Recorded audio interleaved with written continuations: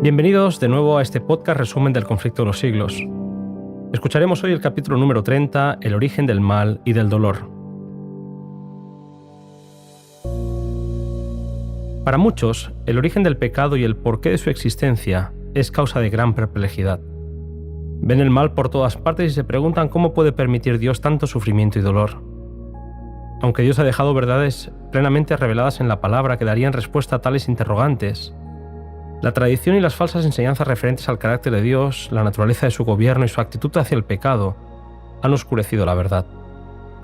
Es imposible explicar el origen del pecado y dar razón de su existencia. Hacerlo equivaldría a justificarlo. Ellen White dice: es algo misterioso e inexplicable. Excusarlo equivaldría a defenderlo. Si se pudiera encontrar alguna excusa en su favor o señalar la causa de su existencia, entonces dejaría de ser pecado. Sin embargo, sí podemos saber que el pecado es un intruso cuya introducción en el mundo no es responsabilidad de Dios. El pecado es la manifestación exterior de un principio en pugna con la gran ley de amor, que es el fundamento del gobierno divino. El pecado rompió el gozo, la paz y la armonía que respiraba el universo. El amor es el fundamento de la ley divina, ya que Dios se complace en que todas sus criaturas le rindan un servicio de amor y un homenaje que provenga de la apreciación inteligente de su carácter. A Dios no le agrada la sumisión forzosa, y da a todos libertad para que le sirvan voluntariamente. Cristo, el Verbo, el unigénito de Dios, era uno con el Padre Eterno, uno en naturaleza, en carácter y en designios. Era el único ser en todo el universo que podía entrar en todos los consejos y designios de Dios. Esta condición molestó a alguien en cuyo corazón nació el pecado. Lucifer había sido el más honrado por Dios después de Cristo. Ocupaba una posición de honor y gloria ante los habitantes del cielo, ya que era uno de los querubines que tenía el privilegio de estar en la presencia inmediata del Padre. Sin embargo, poco a poco, Lucifer se abandonó al deseo de la propia exaltación. Una criatura perfecta hasta que se halló en él maldad. Su belleza y su esplendor hicieron que se corrompiera. En lugar de procurar que Dios fuese objeto principal de los afectos y de la obediencia de sus criaturas, Lucifer se esforzó por granjearse el servicio y el homenaje de ellas. Lucifer tenía celos de la posición que ocupaba Cristo. Se le hizo ver que todo era armonía en el cielo, pero él se convirtió en una nota discordante. Jesús intentó hacerle entender la grandeza, la bondad y la justicia del Creador, y la naturaleza sagrada e inmutable de su ley, pero la amonestación dada con un espíritu de amor y misericordia infinitos solo despertó espíritu de resistencia. Lucifer dejó prevalecer sus celos y su rivalidad con Cristo, y se volvió aún más obstinado. El orgullo lo llevó a no apreciar los altos honores que el Creador le había concedido. No sentía gratitud alguna y solo aspiraba a ser igual a Dios. Cristo gozaba de la misma autoridad y el poder que el Padre, y eso es lo que anhelaba Lucifer, que aunque era amado y reverenciado por los ángeles, quería recibir la misma adoración que Jesús recibía. Obrando con misterioso sigilo y encubriendo sus verdaderas intenciones, salió a difundir el descontento entre los ángeles. Se esforzó en despertar el descontento hacia las leyes divinas, diciendo que eran restrictivas e innecesarias. Intentó ganarse la simpatía de los ángeles presentando a Dios como un ser arbitrario e injusto, que les estaba impidiendo alcanzar un nivel superior de existencia. En su gran misericordia, Dios soportó por largo tiempo a Lucifer. Fue retenido aún por mucho tiempo en el cielo. El mismo Lucifer no veía en un principio hasta dónde le llevaría ese espíritu. No comprendía la verdadera naturaleza de sus sentimientos. Aunque varias y repetidas veces se le ofreció el perdón con tal de que se arrepintiese y se sometiese, el orgullo le impidió cambiar. Se empeñó en defender su proceder insistiendo en que no necesitaba arrepentirse, y se entregó de lleno al gran conflicto con su Hacedor.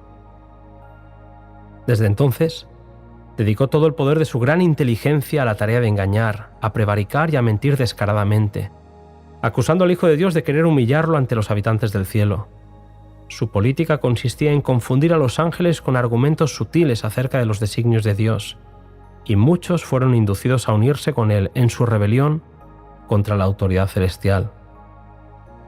A todos aquellos a quienes no pudo sobornar y atraer completamente a su lado, los acusó de indiferencia respecto a los intereses de los seres celestiales.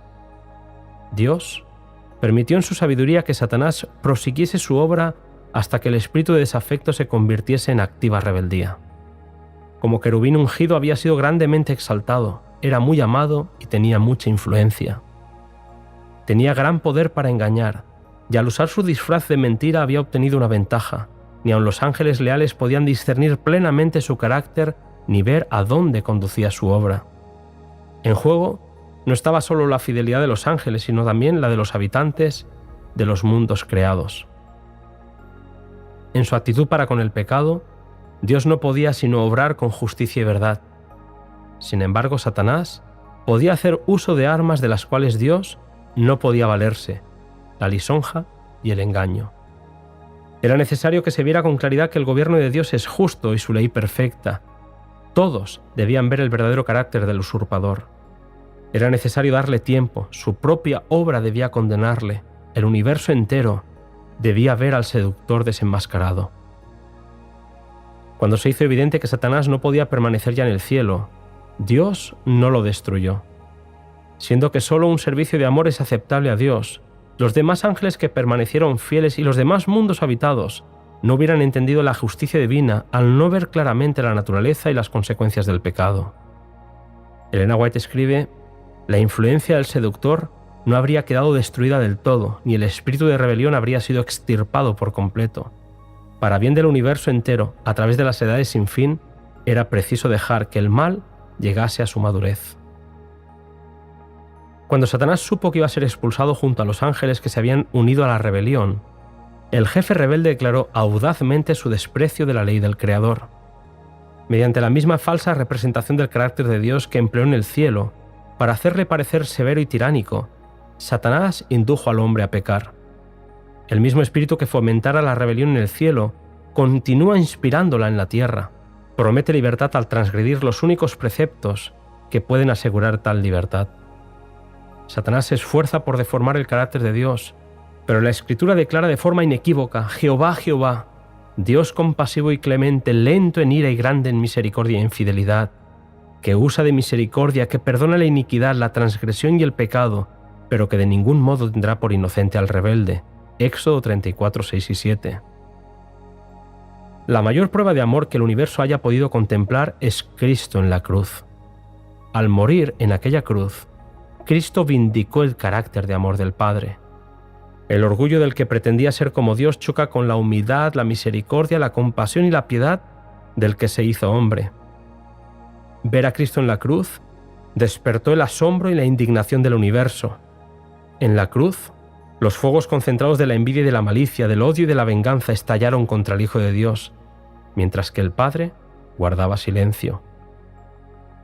Consumado ya el gran sacrificio, Cristo subió al cielo e hizo una petición al Padre: aquellos que me has dado, quiero que donde yo estoy, ellos estén conmigo. Juan 17:24. Entonces, con amor y poder indecibles, el Padre respondió desde su trono: adórenle todos los ángeles de Dios. Hebreos 1:6. El precio del rescate había sido pagado por uno en el que no había ni una mancha. Elena White escribe: la muerte de Cristo fue un argumento irrefutable en favor del hombre.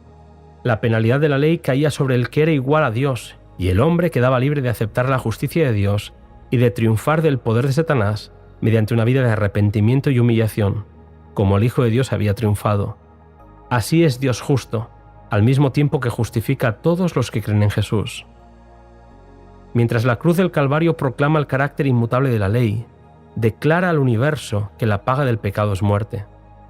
El Hijo de Dios atravesó los umbrales de la tumba para destruir por la muerte al que tenía el imperio de la muerte, es a saber, el diablo. Hebreos 2:14. Todo el universo habrá visto la naturaleza y los resultados del pecado, y nunca más se manifestará el mal. La palabra de Dios dice: no se levantará la aflicción por segunda vez. Nahum, capítulo 1, versículo 9. Preciosa es la promesa con la que terminamos el capítulo de hoy. Nos volvemos a encontrar en el siguiente capítulo, cuyo título es El peor enemigo del hombre.